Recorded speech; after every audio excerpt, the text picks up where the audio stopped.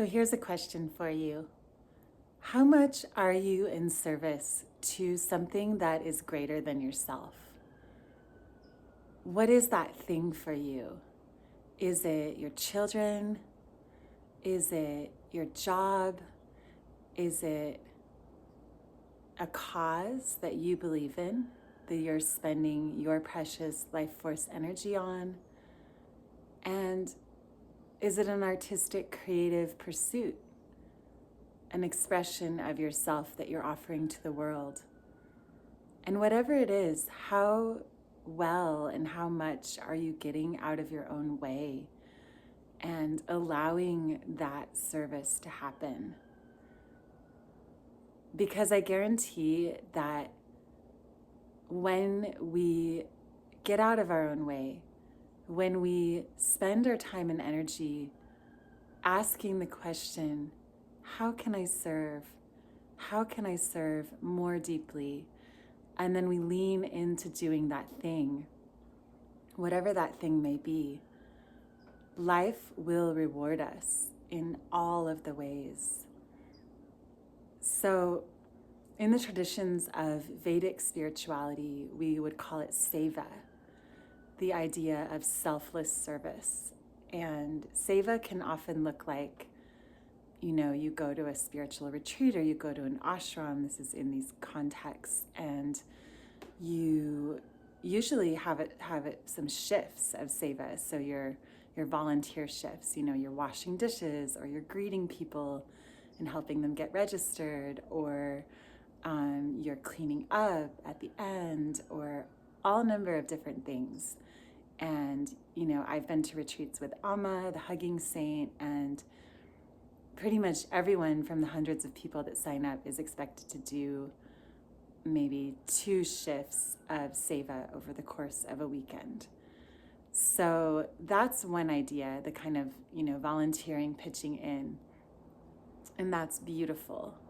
And, I do go to various spiritual places. I go to a temple where we do have Vedic Hindu pujas, they're called, ceremonies. And I do always try to, wash extra dishes and do extra things and contribute some seva. And it just feels right.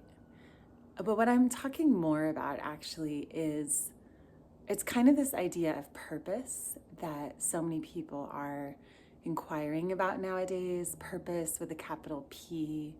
Anyone who's kind of woken up, gotten onto a healing path, a spiritual journey, which is probably most of you watching, this notion comes along after a while, this question of what is my purpose? And many people spend decades and maybe never find their purpose.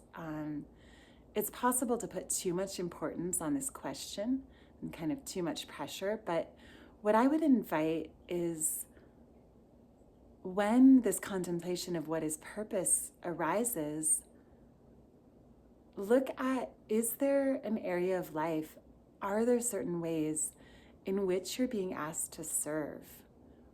And what are you just doing naturally, perhaps because you love it and it feels so right, that is actually a deep form of service? And how could you lean into that more? Because I really feel that when these opportunities to serve crop up, that is in a way life or the divine or God or however you want to phrase it, that is that force which is greater than we are, greater than our individual selves, our small selves, our our human selves that maybe just want life to be easy and comfortable, but there's something greater that knocks on our door, and it's an invitation, really. It invites us to come into service in particular ways. And those are some of the most precious invitations, because when we really begin to lean into this thing or these things, and we do it selflessly, and, for many people, parenting is part of this, because caring for children and raising the next generation is such a selfless act. It is such a deep service that goes on for decades and really the child's entire life. And so, that's part of it for many, many people. And then there are these things in the world that come knocking on our door that ask us to serve. So for me, for instance, my big service right now is offering kirtan, which is the chanting of mantras, usually in Sanskrit, and chanting to different, just in a practical sense, different Hindu deities. I don't favor any one deity over another, so I'll chant to Shiva, to Krishna, to Hanuman, to Divine Mother. And I host these circles in my home. I am organizing a band now, and I do all of this for free. I do it just for the sheer love of it, because I'm creating something, a ceremony, an event that is something that I would like to attend, and something that when I first found this practice, I found it so uplifting, and I would get high on the heart vibes, and I just got obsessed. And it was always a dream to one day move into the offering of the music, the hosting of the circles. And I've now gotten to that place, and it feels so good. Nothing is more fulfilling to me right now than this work, this deep, deep seva, this deep, deep service of offering these kirtan circles, which are these really uplifting, amplified, it's like a prayer field for all beings. And we bring together anywhere from probably 15 to 30 people from this community, this sangha that I've been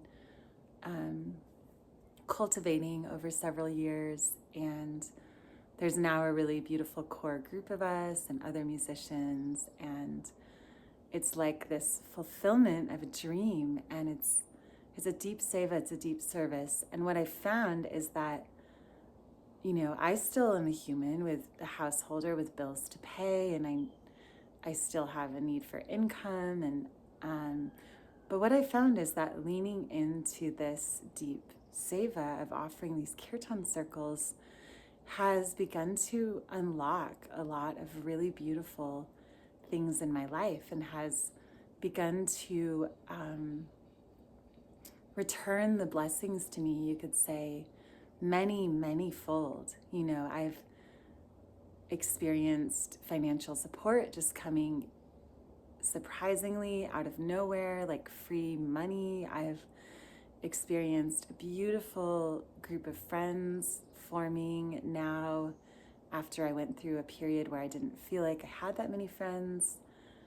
Now I'm really feeling myself just surrounded by friends and community as I lean deeper into this. I'm embarking on these kind of videos and moving into coaching as I've embraced my leadership of this kirtan container. That is flowering for me in so many areas of life, and I'm standing more in my self-worth and having more boundaries with people around how I need to be treated. And yeah, it's flowering. It's causing so many areas of my life to flower, just by leaning into this thing that the logical mind might say, oh, why are you doing that? Because you're not earning any money from that. Is that really a good use of your time and energy? Why are you spending all the time and energy on that? But this is how it works. When we open ourselves up, it's essentially a very spiritual practice, because it's the act of opening ourselves up as these vessels and really allowing the divine to work through us. And it's like, how, God, may I serve you and allow you to be of service in this world through me. So I'm like choking up, it's it's such a beautiful thing to be a part of. And it's beautiful to be bringing friends along on this journey, in our musical collaborations and our kirtan bands. So something that I am noticing out there, though, is that as we kind of lean into this seva, obstacles are likely to crop up. And, I've been seeing that happening in my own life. I've actually left my partnership. I've been moving, bouncing around between several different spaces. I've felt ungrounded and a lot of my energy kind of taken up with logistics. And these are things that I could allow to be obstacles. And I could say, all right, no more kirtan right now until I get more settled and grounded. But I haven't done that. I've kind of recognized the potential trap and said, no, the kirtan continues no matter what. That's maybe actually the one thing I'm sure about right now, is that I will continue offering kirtan. I don't necessarily know where because I've left my home or how, but I'm committed and I will do it. And I know that the divine will provide a way. And just in the midst of this transition and this kind of what could be a really hard time, it's actually just been getting so beautiful. And it's kind of even hard to understand, how can life be so beautiful right now when I thought this period was going to be really hard, and instead it's just blossomed into beauty. And I know that it's all wrapped up in my commitment to this seva and this purpose, this thing I found that is a deep service, and it gives me a feeling of purpose with a lowercase p and a capital P. And yeah, I've seen, though, certain members of my band maybe allowing the obstacles to stand in their way, actually. And it's my understanding of the world that as we lean into our light more, then things will crop up that try to stop us from that. As we lean into our seva, it's the obstacles, they will come. So I've just seen bandmates of mine not coming to practice because an emotional situation is shaking them up, and then allowing that situation to continue, not coming to kirtans because of that. And I'm not saying this to blame anyone. I have compassion. And I'm just noticing the dynamics and the energetics of it. And it's compelling me to share, actually this is a time to lean into our deep service, not away from it, and we really can't let anything stand in the way. And I guess that's where service and mission kind of come together. It's a mission. And so whatever it is in your life that, whatever your answer to this question is, what are you serving that is greater than you? The follow-up question is, are you really fully allowing that to be, or are you perhaps letting certain things come in and take you off that path, derail you in some way? Are you, allowing emotional situations to pull you out of your service? Are you using maybe logistical hurdles or money obstacles or scheduling or your kids or your pets? Are you using any of these things as excuses and obstacles to not follow your path of service, your path of what you could call dharma, your meant to be path of service and your mission? Are you allowing any of these things to stand in the way of your mission? And if so,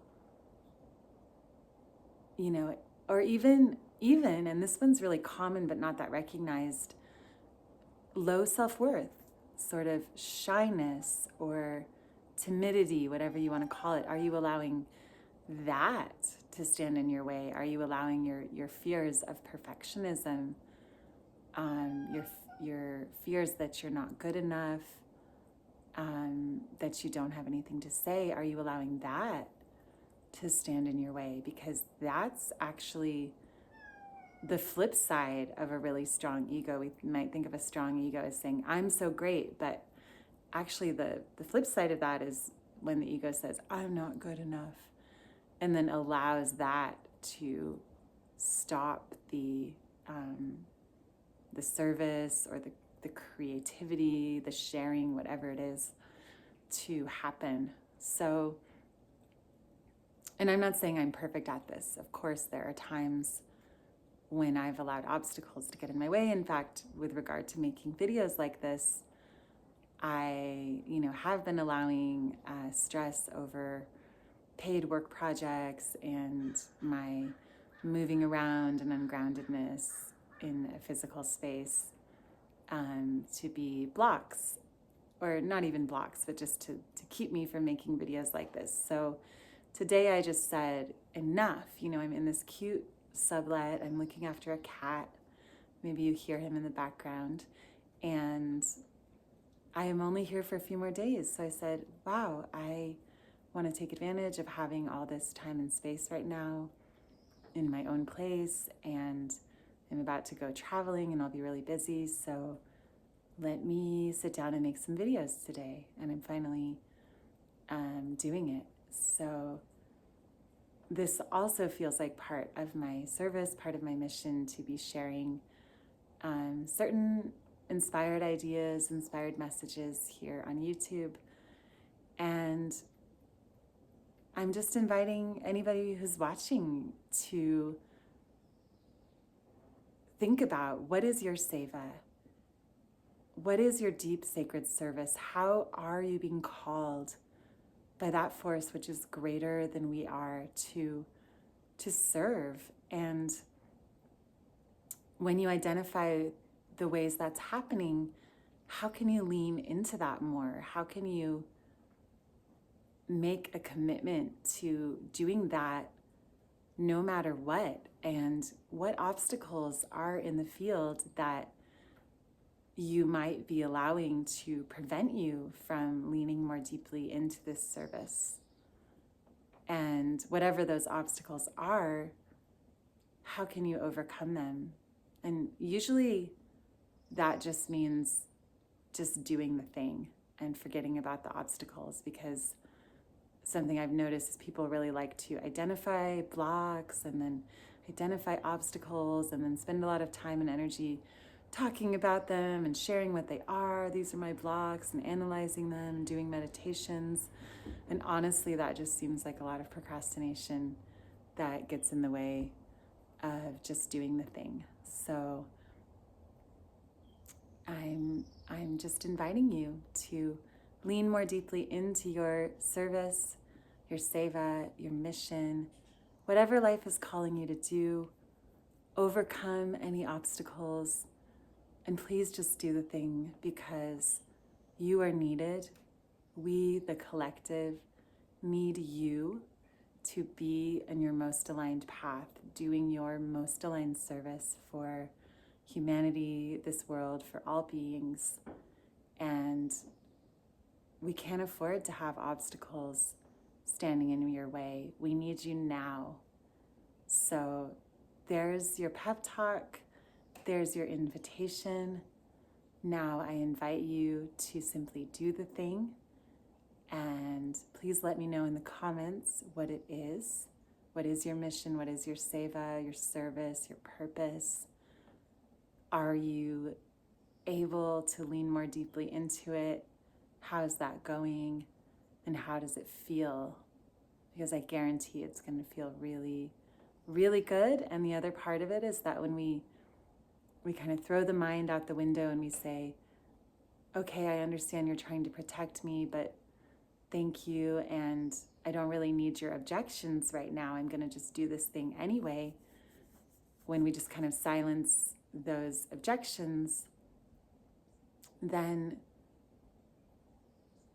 beautiful, beautiful things unfold in our lives as we lean more deeply into our deep service.